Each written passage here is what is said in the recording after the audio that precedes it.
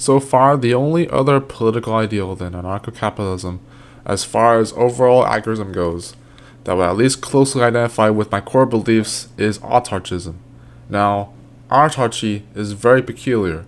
It's tricky to find most basic kinds of research for it beyond a few loyal sources and of course Robert LeFevre's handful of radio broadcasts about his own beliefs and logic not limited to autarchy. Yet there's just enough to work out a baseline. What I can work with now includes the overarching definition.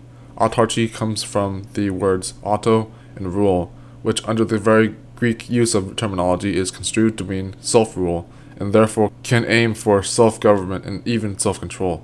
While there are already a good number of ancaps and agorists alike that all successfully manage to address the misconceptions tied to autarchism itself, to the extent at both the principles and the context used, it already has good standing for when autarchy alone defines for personal responsibility and other specific factors to come with this alternative set of anarchy, even if the issues observed in traditional anarchy can still be operated under the succession just as much. There also seems to be another branch of autarchy known as heathen autarchy that offers an insight into more community-driven and cultural identity style means for even a former ideology like autarchism. But this video will at least expand into how I'm approaching what I know and understand about autarchism in general. Some of Robert LeFevre's own direction with autarchy also detailed various types of anarchist roles, such as the individualist, philosophic, communist, union, Christian, and nihilist anarchists, all of which he ties in effect towards his fully realized and led ideal to pursue his own version of autarchy.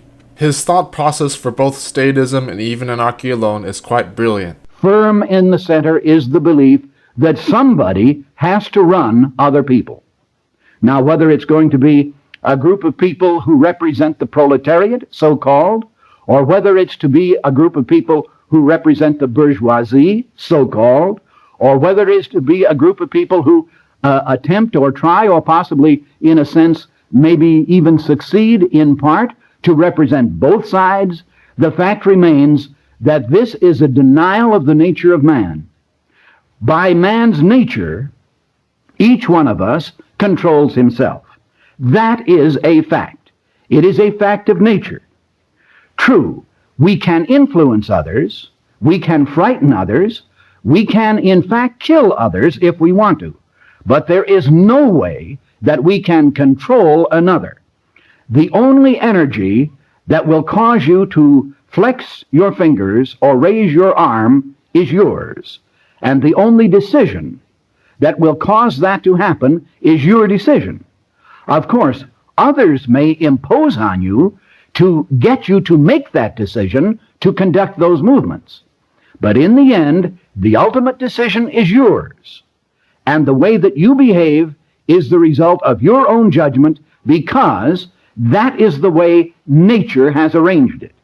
Each human being, in fact, controls himself. Having this much weight on such a seemingly unnoticed yet promising ideal makes Robert a great prolific figure for anyone curious about autarchism, even if it doesn't stand the test of time to the likes of anarcho-capitalism or other political/agorism related philosophies. Would I rather define myself as an autarchist than jump headfirst into the right into baseline ancap ways? So far that is at least what seems less hasty. It may hardly differentiate me from my other agorist peers, but as for so long I maintain my core beliefs to the best of my ability, just about any appealing and effective counter-economical lifestyle would suit me best.